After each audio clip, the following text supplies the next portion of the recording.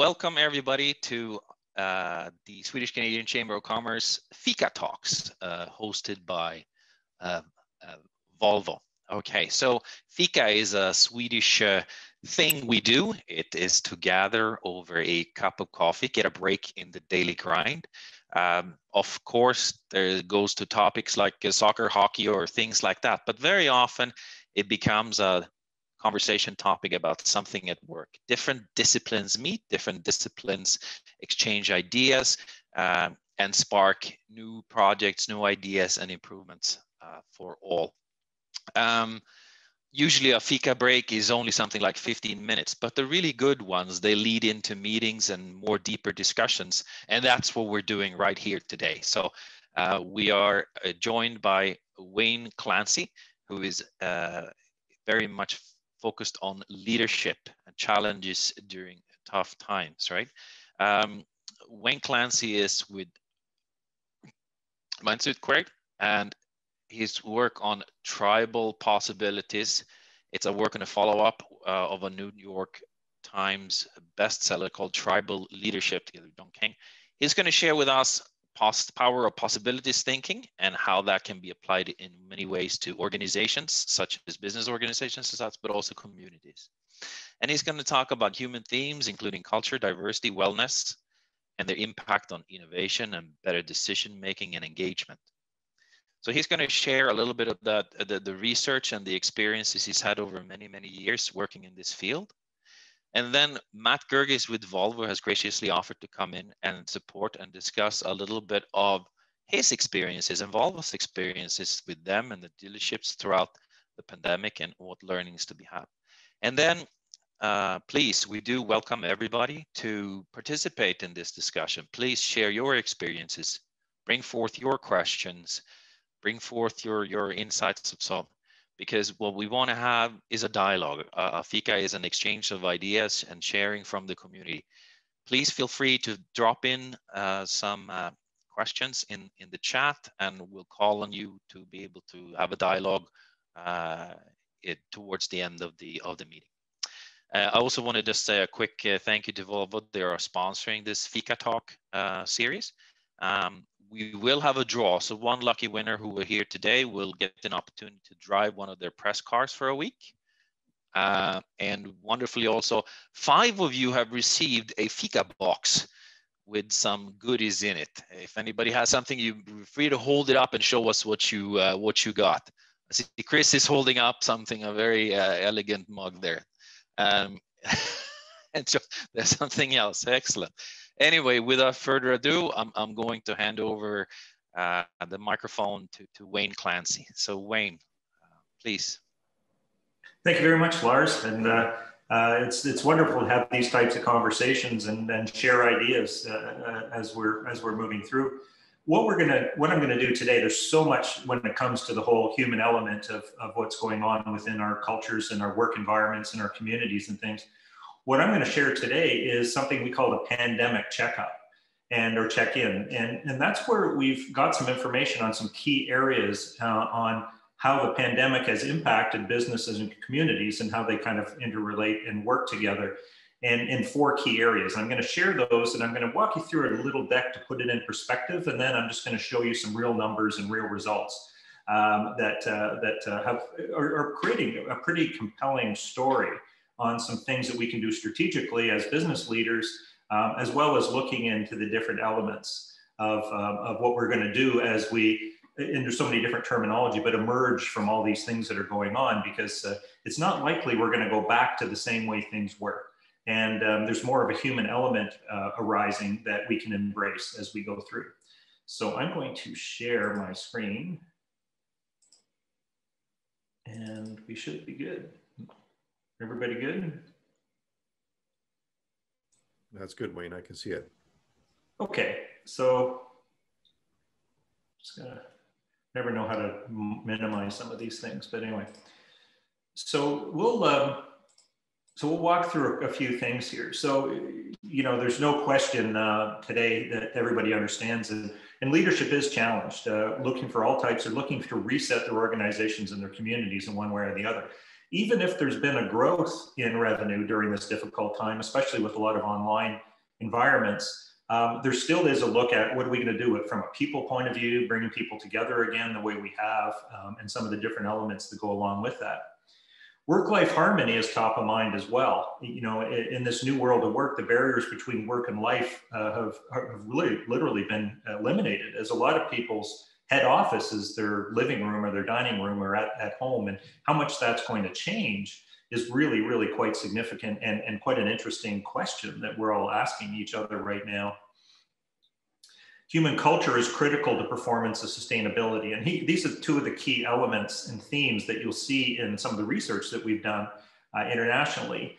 And it's really, you know, how we work together, what our culture is, really does drive performance and the sustainability of our organizations. So to support culture, human analytics is moving from just a niche function into a leading function. And I think we're all seeing more of that now.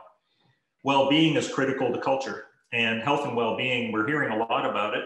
We have some very specific measurements. We've been measuring this wellness and well-being within organizational and community environments for over 25 years now. And it's been really fascinating to see where some of the change has gone on and what we're looking at right now. Humanity is critical to culture and how we treat each other. And certainly from on a global perspective, you know, treating each other well, diversity and inclusion. There's so many different elements and themes and discussions that we're having around how we treat each other. And we're doing some very unique research with Arizona State University and their project Humanities. And the quick story on that, which was really quite fascinating to me, a number of years ago, ASU identified that they were turning out students who were less socially responsible than the ones they were getting. So in essence, they were taking nice kids, turning them into jerks to get a financial result. And this was becoming a very difficult conversation that was going on because a lot of people were being burned out and people were not being treated well. So we had been doing a lot of work in the area of empathy leading up into that. And ASU had heard about our research, so they contacted us. So we ended up doing quite a bit of interesting research in that area. And while I was there, I was introduced to the Dean of Humanity. And I went to see him, and everyone here knows how beautiful the big universities are in the States, and, you know, big, beautiful buildings. And I go to see him, and he's down in the basement of a building, literally. I had to duck, and we're having this conversation. And he's telling me about this thing called Project Humanity. And I thought, wow, this is pretty cool. I said, you know, you're really trying to help people, but they were pushing it out through individuals, very hard to get any kind of traction, really. And I said, Neil, why are you in the basement? This is such an important project. I believe in honest conversations. And he said, well, because it's only the disciplines that you can measure that get funding. And I thought, oh man, because we've been measuring complex human relationships forever. So I left there literally, and I went back and I looked at Socrates and Aristotle and modern philosophers, and I did some work with, you know, John King, the author of the New York Times bestseller that was mentioned earlier, Tribal Leadership, which I'm sure a lot of you have read. And we talked about it. We isolated these 14 areas or constructs of humanity and what we call it and how people treat each other. We modernized the language and we started to measure it. And sure enough, we're finding that the higher the humanity scores, the more money companies are making. And when you think about it, it doesn't have to be humanity or financial outcomes. It could be humanity and financial outcomes. So, you know, part of our mission is to create a business case for humanity. And you'll see some of the core elements here when I show you some of the research results in a moment. And you can tell I'm very passionate about it, so I can over talk about it as well. Because it's when you see that kind of impact on people, it's really quite amazing. And the other part of it is great data can optimize decision making, and you know, and also to the point of civilizing. And you know, we've done a lot of work in the U.S. the last little while, helping to bridge some of that division that's there by showing people where they're aligned and being able to measure it in a way that's really non-debatable. And because it's about human perception. And it's really quite fascinating. And really using data effectively helps everyone focus on what it is rather than what we think it is, which is one of the big challenges that we have.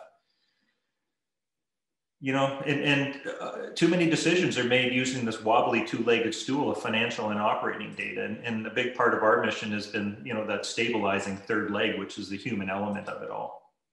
And I'm not going to get into a lot of detail, but it's been a 25-year journey. That's more than that, actually, but it's very fascinating because we started off with the organizational work and the integration of customer, employee, and the different stakeholders. then we moved into performance, obviously systems and all the different elements that are in there. And a lot of these are outcomes, from different things. And at the core of it is culture and engagement and how well the organization works well together. Because when that is occurring at a very high level, there's more agility, there's more innovation, there's better decision-making, et cetera, et cetera. Mental wellness and mental health is also a very, very significant component and measurement on those particular areas, because a lot of times our measurements are financial, but we're burning out our humans, and it can't be sustainable in those areas. Empathy and humanity, which I mentioned to you before, and active listening, very big parts of this whole component. And the educational world, right? Mentorship and competency and educations and system. And we moved it into what we call a global, or a GPS, because too often, and this came from a conversation I had with an executive one time, and I said, so do you look at your financial results every 12 or 18 months? He said, no, you're crazy. I look at those every day. Okay. Then you look at your operating results every 12 or 18 months. He said, no, you're crazy. You're nuts. I look at that every week. Okay. So what's your most important asset? Oh, my people, of course. Oh, so you look at that every 12 or 18 months. So we took some of this and we put it into what we call a GPS, which is this ongoing process of measurement. And we've learned so much, because you can't do an annual engagement study and then make decisions for 12 or 18 months on that old data, because you would never do that from a financial operating point of view. So that's where some of the components come. And the other fascinating part was we took all these learnings that we had and we started to apply that research to communities. And communities have many of the same constructs. And we did, it's a very significant, my associate Chris Ward is with us, who's a brilliant strategist.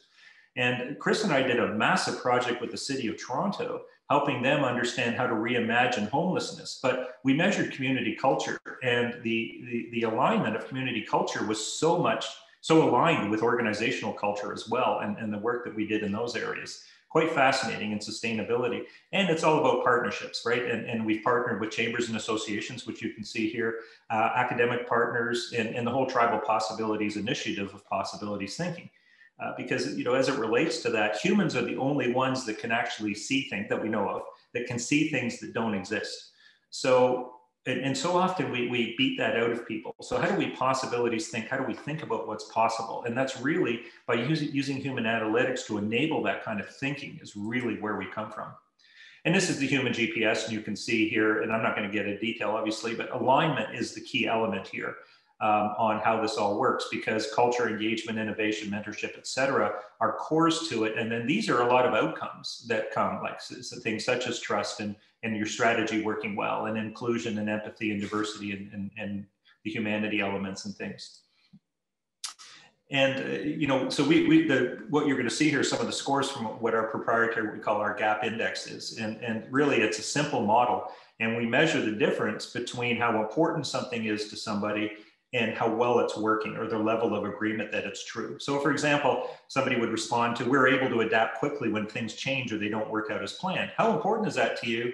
And how well does it work? And you'd be fascinated at where some of the gaps can happen from in between these areas, where certain groups of people actually find things not important, which now gives the organization incredible opportunity from an educational point of view, and to understand where we have different cultures within the environment based upon how important they find certain things. And, we find it very fascinating, I work in the US especially, because there's very, very different work cultures in places like Atlanta versus New York. And a lot of it is driven by how important certain components are. And we find the same in Toronto and Canada and different areas around the world. So it's really fascinating. And we create a simple score. So when they're aligned, when it's really important, it's working well, it's at 100.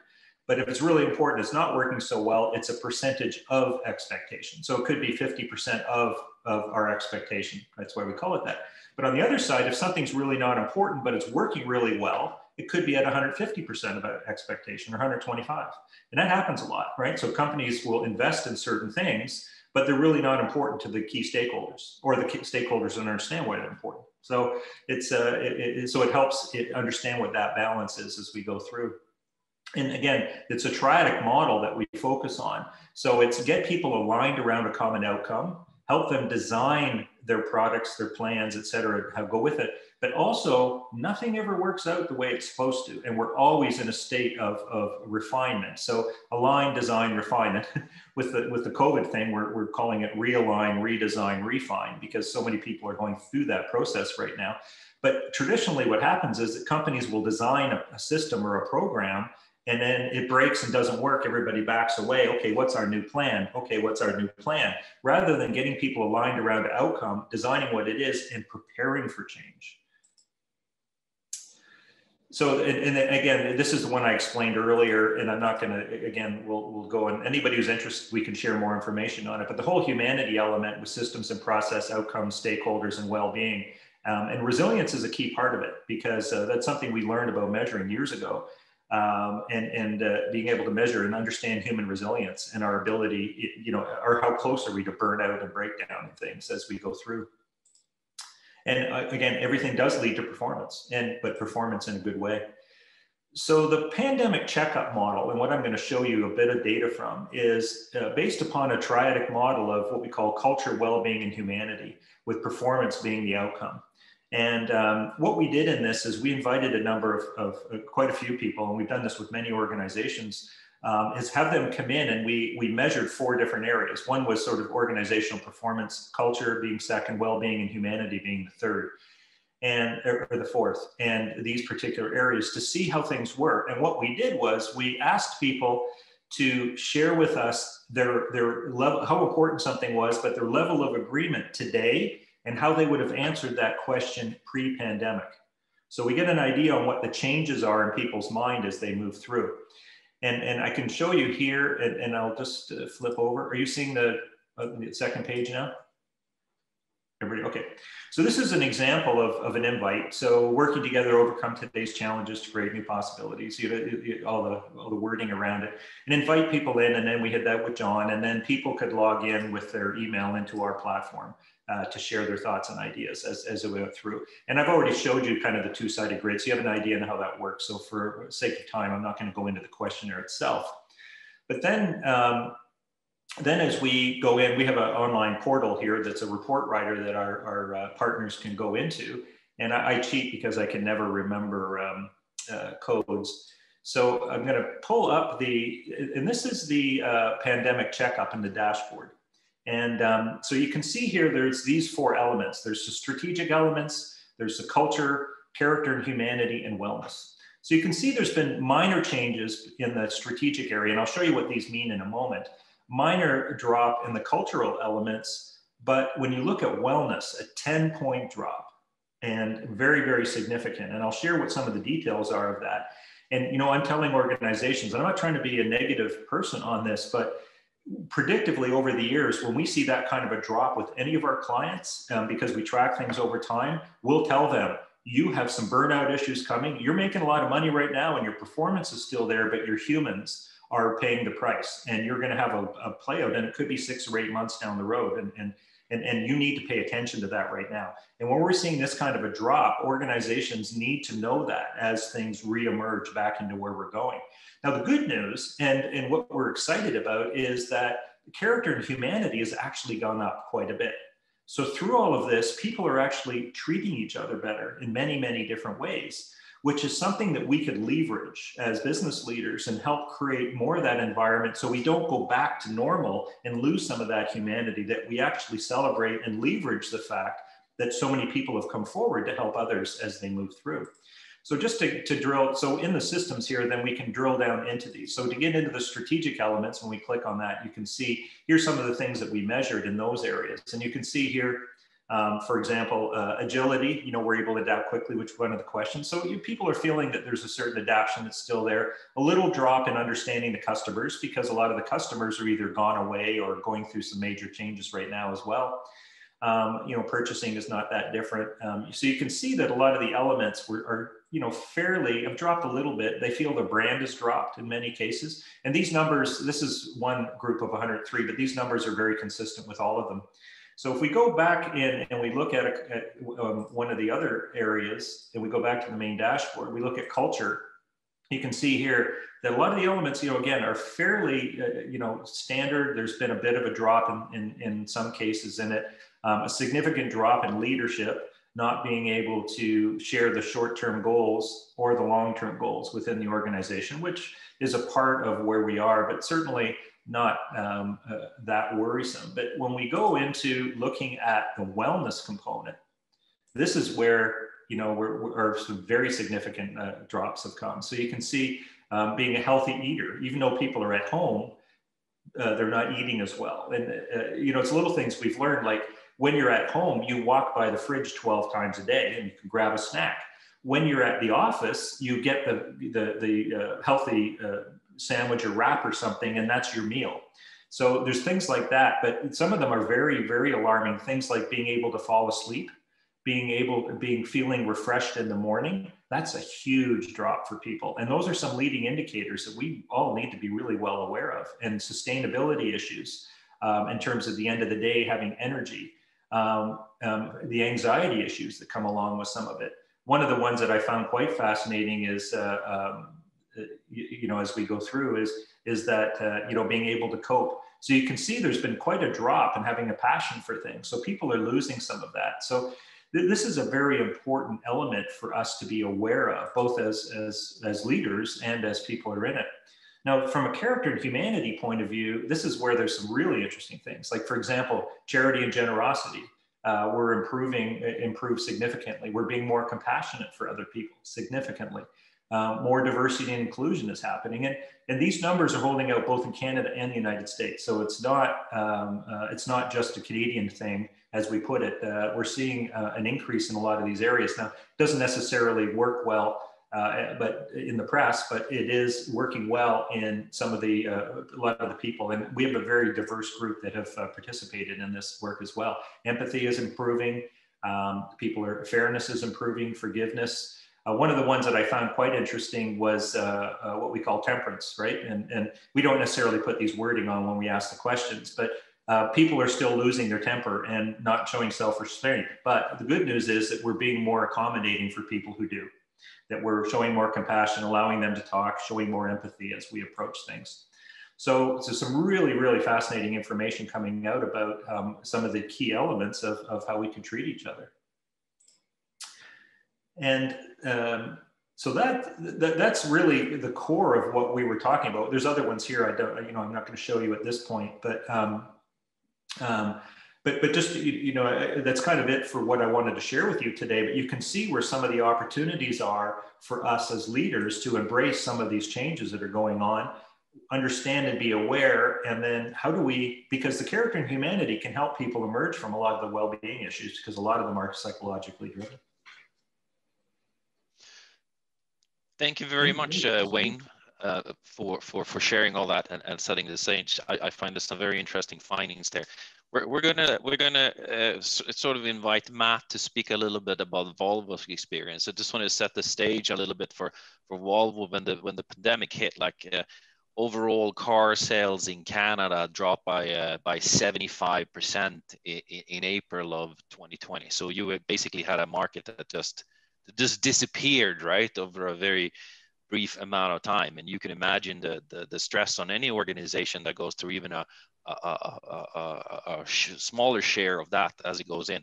But I also know that Volvo went in and did a lot of things to try to both look after the business, but look after the employees. So Matt, why don't we start talking a little bit about some of those things that you did and relate back to Wayne's findings there about the wellness drop, but also that people seem to step up with the generosity and charity and caring about each other. Sure. Yeah. First, can you hear me and see me okay? It's working? Yeah? Yeah. Oh, good. Well, first, it's really great to see you guys here, and I'm reporting live from our Fika Lounge in our Volvo office in Richmond Hill. So thanks to the chamber for setting this up, and it's really good just to chat with you guys. Very interesting presentation, and like you mentioned, Lars, there's quite a bit of this that came into our organization in one way or another, and we're still learning a lot, of course. But I think the main reflection, to your point, is that pretty much a year ago today, actually, or close enough, the business did really stop, and I think one thing, just from a, like you mentioned, humanity perspective, I think we all learned that we're not so invincible, and we're much more vulnerable than we maybe have thought we were. And you're dealing with that side of the human emotion, and then at the same time, you need to react quite quickly from a business perspective in order to quickly, take care of the business. So we were dealing with both of those things in parallel, and of course it was new for all of us. And there's a couple of points that I think are very important to mention.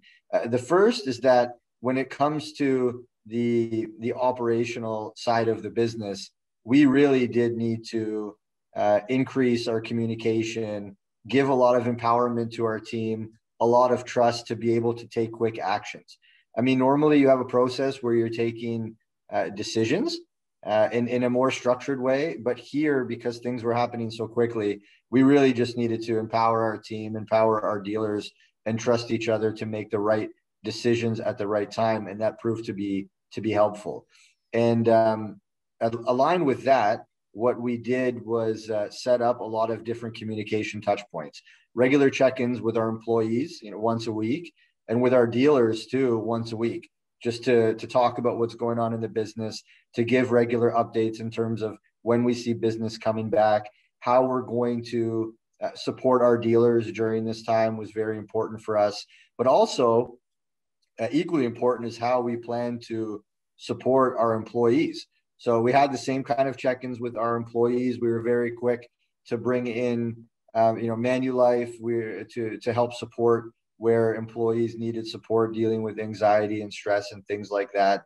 And also, on that same vein, started working more on different D&I efforts to bring in different ways of thinking and perspectives into the organization. And a lot of that is actually continued to today. We still have the same meeting cadence that we started a year ago, both with our employees and our dealers, because it's proven to be very effective. And we've also instituted a structure of virtual Fika, like we're doing now every week with our employees, where they can rotate with different colleagues to just keep the culture and keep the discussion and the human connection alive. So I hope that answers your question there, Lars, but very important for us. And like I mentioned, I think we're still learning around how to tune these things, but we do see a lot of, what Wayne was mentioning really come through in our organization.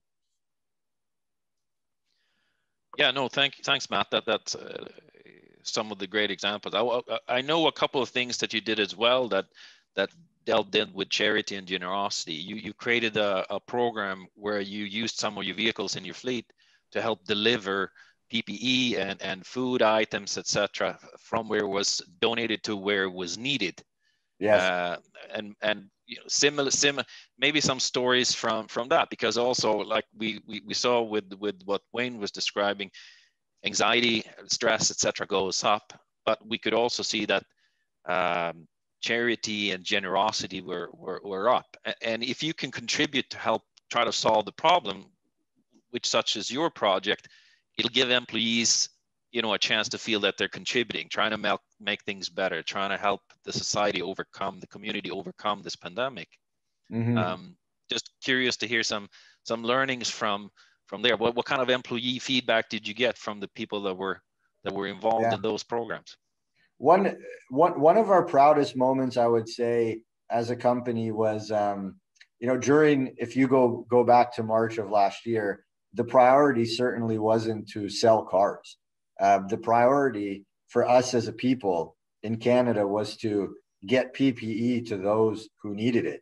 And going back to the point around empowering the team to make quick decisions, we decided, and really through our team, some of our colleagues on the line here, really we're working on these ideas on how we can contribute to get PPE to those who need it the most. So we did pretty urgently. We partnered up with an organization called Conquer COVID-19.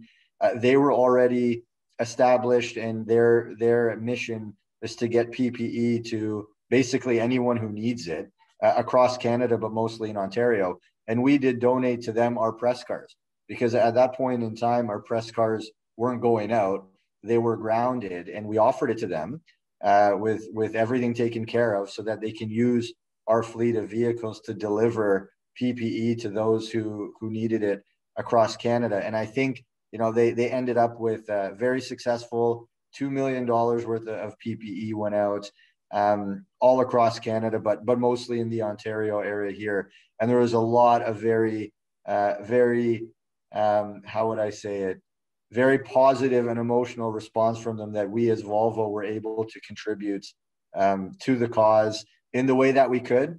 And, our company mission, freedom to move in a personal, sustainable, and safe way.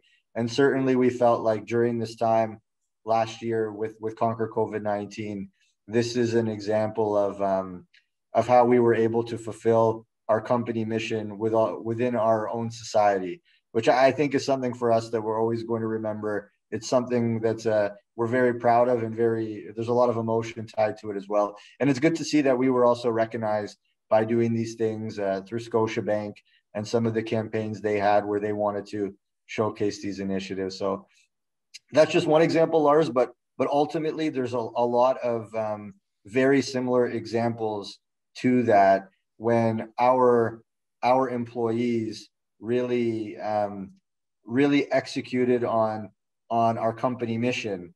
And Wayne, you kind of mentioned the day-to-day and the operational steering, profit and selling cars, but this was a moment where certainly profit and selling cars wasn't in the forefront. Rather, it was how do we take care of people, which is really what our company is all about. And now as we go forward, we talked a lot about sustainability too. For us, that's equally as important as safety. And we are recognizing that we need to take these steps in order to contribute to a carbon neutral future, to take care of the planet, to safeguard humanity. So it's I think from that perspective, what we went through really helped with the understanding that there is quite a lot to consider outside of the just day-to-day operation in order to bring the mission into life in a sustainable way. Yeah, thanks, Matt, and that was a great initiative. I just want to remind everybody that the chat is open, right? So feel free to if you have a question for Matt or for Wayne or want to share some of your experience, please do. And I'll call on you. Please turn on your camera if you will. It just helps with a more rich interaction, right? But we are absolutely looking for conversation around these topics. Wayne, one thing that I listened that Matt said was that things happen so quickly, and one of the things they did was they authorized people to make decisions, right? You trust your people to make decisions and not have it slow down, because it's going to get very, very busy at the top if everything has to go up to the top. Can you comment on that? Is that something that successful organizations do in this type of crisis mode situation? Absolutely. And a big part of that is what we call co-creation. Because what Matt did was he opened up the ability for his team Matt and his team obviously opened up the ability for the teams to now take responsibility for themselves and be a part of that and feel heard, because that's an important part of it. And also to co-create that outcome that's going on. And when you can tap into the minds of everybody and be able to work in that, there's greater ownership for the outcomes. So there's the positive energy that people are putting into how do we come through this together? We feel heard. We're in this together. How do we make it happen? And I think you probably saw some of those results come out of that, Matt, as you went through. Absolutely, yeah. Yeah, and that's the powerful part. Too often, and we've built our systems on military constructs. Like literally, our businesses were built after the Second World War using military constructs. Report to the next person. One day you'll get this job, et cetera, et cetera. And in a military environment, it's required because lives are at stake and things like that. But in our business world and humans, a lot of times we were conditioning that creativity and that team effort out of it. And now this is opening up, and there's a huge opportunity for organizations like what Volvo did was fabulous, because I can tell you not many had responded that way. You know, we've seen a lot, which is, oh my God, lockdown, tell people what to do. We're going to control this type of an approach to it. And that's really not where we're going. Thank you very much, Wayne. We have a question. Victor has a question about organizational culture and its impact on worker. Well, Victor, please go ahead and post your question. Thank you, Lars. Yes, I have a question. Well, the current crisis has been kind of, with the stress it puts on, for example, the healthcare system and all the organization, has kind of, we can identify the vulnerabilities, of the organization. And I'm now wondering, is it going to be, and now organizations kind of need to address these vulnerabilities. Well, I have difficulty with that word. I'm sorry, you understood me. Vulnerabilities, yeah. So I was wondering, how can an organization still continue to attract workers and people and the younger generation with the promises that the culture, the organizational culture, will respond and will be flexible enough when there's such a crisis? Because, for example, if I'm right now I'm still studying, but when I'm looking for work, if I know that a company has not dealt with the situation with its workers adequately, then I might not be interested in working for that company. So how can an organizational sorry, I have difficulty today. How can an organization adapt its culture to make sure it still attracts people and reduces the risk of vulnerability? Thank you. And that's a very good question. And we kind of organized it into something we call the brand, because and everyone, when they think of the brand, they think of the external brand. This is the brand that the public sees us as, oh, we present ourselves, et cetera. But organizations have an internal brand, right? And the internal brand is the one that attracts and keeps the talent that they want. And it also enables people to bring their talent out, right? Because, you know, finding highly talented people is always an objective quite often. And quite often there are highly talented people who may not be in that bucket yet because they haven't gotten into an environment that they can. And we find that by, you know, a lot of the people we work with, when they measure that and then can show it, and it was co-created by the people that are there, it's a pretty good story. And it is a big part of the internal brand or internal culture, which now is very attractive to talented people and an open and honest way of communicating, which then leads to innovation and a far superior performance. Victor, just to add to that, my own thoughts, right? You know, the whole pandemic is such a litmus test for what type of organization is really this business, right? It's easy to talk the talk, but we will now, you know, through experience, see the companies who really walked the talk as well, right? So you can see the guys who, for instance, Matt with Volvo talking about how they looked after the business and the employees, etc. Yeah, that's the type of company culture I would want to have for myself, right? So that would be more attractive as an employer than someone else. So we're more profitable, and also you create better outcomes, right? So it's a win-win all the way around. That's the neat part about it. For sure. We got a question from Chris Ward, a little bit about the differences with Canada and US. Chris, can you phrase your question? Oops, as soon as I unmute, yes. Thank you. Good presentations, by the way. I'm enjoying them very much. Wayne, I know you've done work in both the US and Canada, and I think Canadians sometimes like to think that we're different than Americans.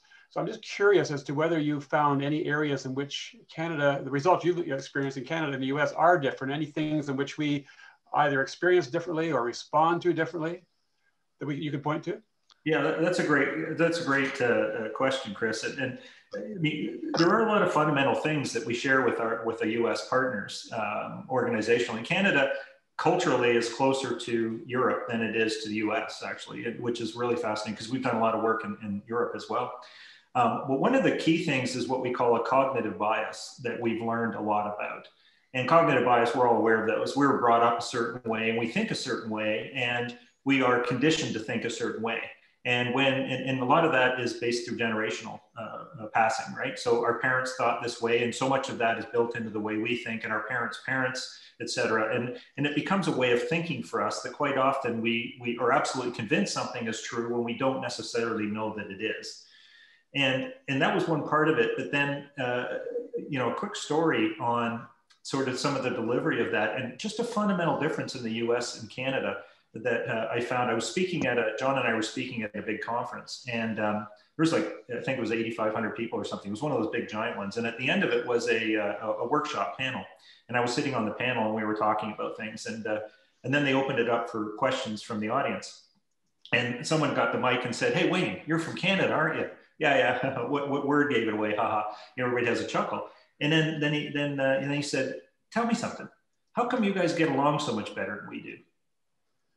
And here I am staring at 8,500 Americans. There were a lot of Canadians too, and people from other countries, but I didn't really have an answer. But I believe in flow, and it kind of came from my experience. And I said, "Well, you know what I find? I find that in the US, it's I'm right and you're wrong. And if I'm right and you're wrong, and you're right and I'm wrong, we don't have a lot to talk about."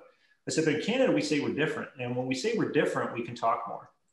And I think fundamentally there's a core in the thinking between certain countries that are built in through a lot of conditioning that occur about arguing, winning, and being right than being collaborative and finding a good way to get somewhere. And I think a lot of the differences in the culture and in the business world are around some of those base constructs that we learned in those areas. But the other part that's fascinating is when we do our research, because we ask people what's important, right? So we find that a lot of times the culture in a different city is different than it is in another city. Like Atlanta and New York, for example, in the States have a very, very different culture, both organizationally and in their communities. There's no question about that.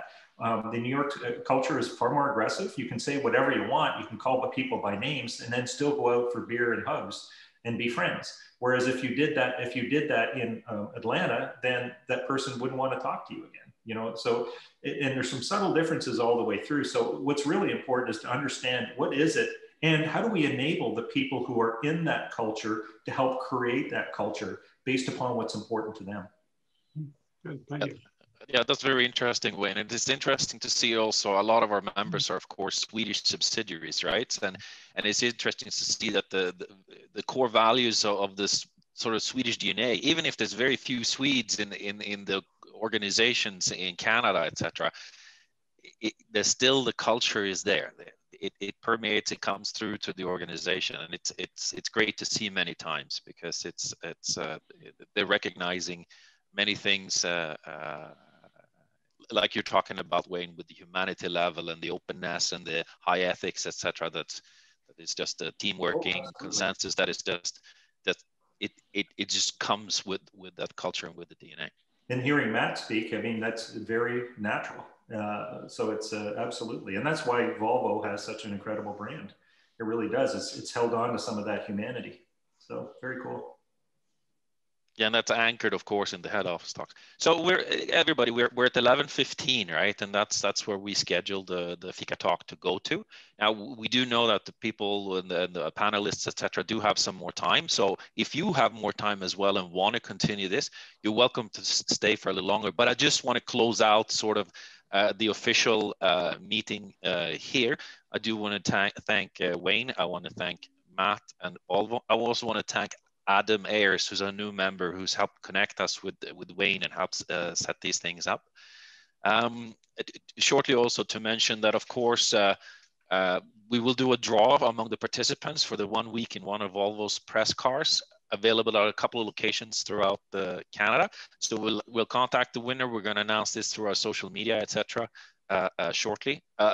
Quick note too that for those of you who are members of the Swedish-Canadian Chamber, there's a VIP plan by Volvo available to you with a great discount for those who are looking for a new car. And I just want to flag that our next event in this Fika series is going to be on April 1st. So that's the official program. I think I see there's still many questions, so we're going to keep going for a little bit, but I just wanted to respect everyone's time with that we are at the official ending now.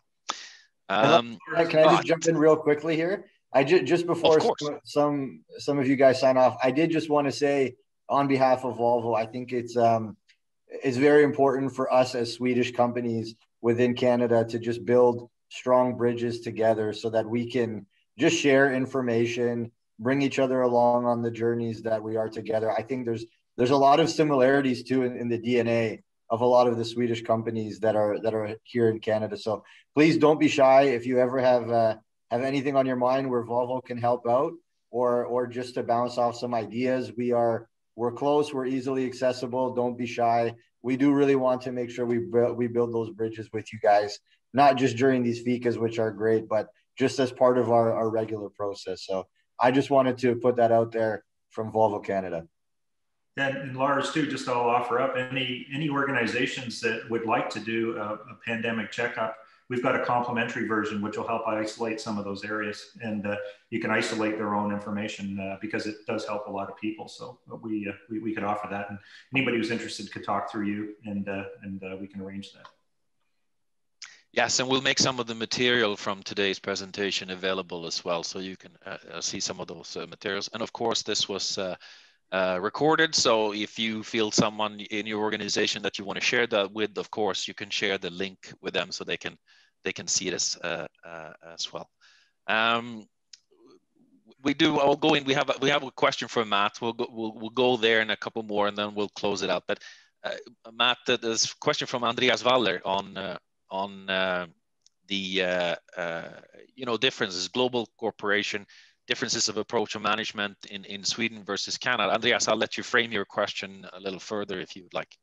Sure, thank you. Yeah, thanks, Matt, for the presentation. And I think to some extent, the question is kind of weaved into other questions, but do you think that, without losing your kind of soul and kind of the brand image of a Swedish based corporation, do you see a global corporation having that leverage to bring approaches into the corporation that is from in other countries into Sweden, or vice versa?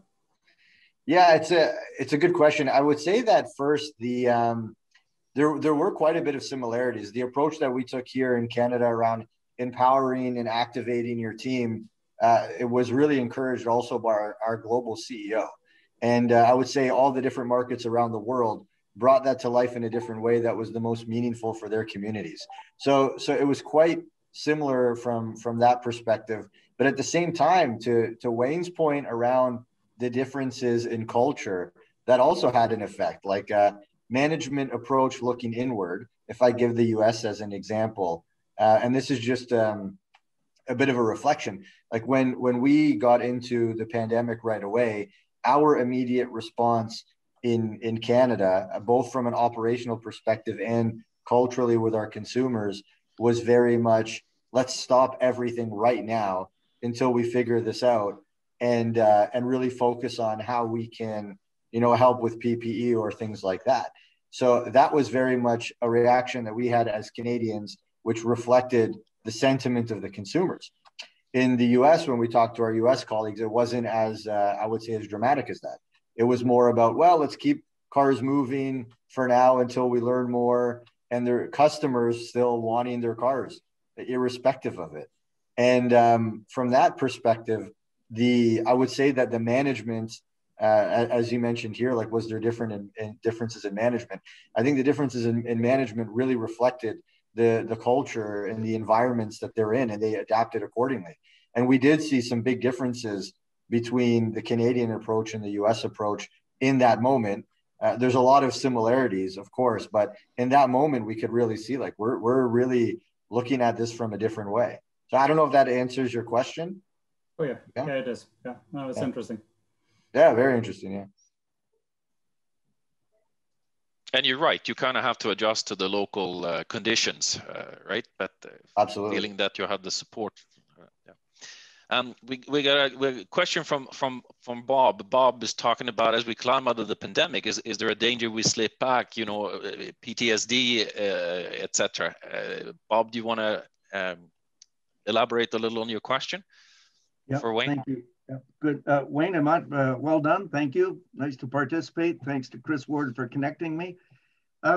What I'm wondering sometimes is, and I read a lot about this, in the background, I think there's almost a pent-up anxiety, just at a societal level, obviously sprinkling down through organizations. And as we climb out of this, do we run the risk of falling back? Because I loved your gap index, and it gives you hope on all the ones that are sort of gone up. Do we run the risk of sliding back, and maybe even sliding back further as we try to come to grips with the pandemic and its impact on us? And that's an open question, whoever. Well, we do run that risk because I like to think, you know, humanity evolves and our thinking evolves. And I think what's really important for us is to really embrace how we treat each other and the human element and the impact that that has on the financial and business outcomes that we have.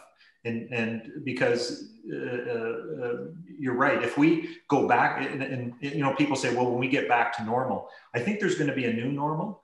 And I think that organizations who do not embrace the human element effectively are going to be, are not going to have the same level of success that they've had historically. Because people are going to think differently about how they approach things, and who is helping who, and who is contributing to a positive note. Because and with the onslaught isn't quite the best word, but with all of the social media that's going on now, and just how much discussion is going on how people treat each other. That element is a very, very significant part of the conversation. And when companies can say, you know what, we engage people, and our people are helping to create our future together, and we are engaging them, and we are tapping into all of the incredible knowledge we have, and that is helping us make better decisions. That is the brand, and that's what's going to help in that area. Great, thank you. Thank you very much. Adam Ayres, I see you have your hand up. Is there something you'd like to add to the conversation? I do, as a matter of fact. Thank you. Were we going to poll the participants today? We'd send them a link to find out how people are doing from their individual perspectives. So we wanted to report back on that for the next scheduled event. Yeah, I think what we decided, we're going to send everybody who registered a link, and you can go in and share your thoughts and ideas on a pandemic checkup, and share it out to anyone within your organization or your sphere, and then we can share some of those results back on the next one, just at the beginning, and people can see kind of where they're at right now and where this particular community is as well. Well, this whole thing pressure tests not just the business corporate, but individuals and management levels. I'd be very curious to know what individual feedback looks like and what the common threads may or may not be.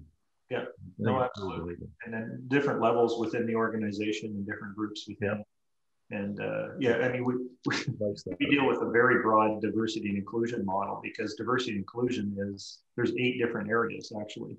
You know, because there's age diversity, there's thought diversity, and there's you know, in addition to cultural diversity and things. So it's really fascinating how we can bring the different elements together to get them aligned.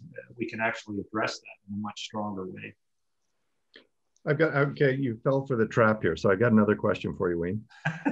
Because the younger people and the next generation are often demonized. And you know, they're the brunt of, you know, entitlement and a lot of different subjects that impact businesses today. But in terms of humanity and the soft issues and the things you're talking about, I think it's really promoted by and demanded by a lot of young people today. So what are your feelings on next generation sort of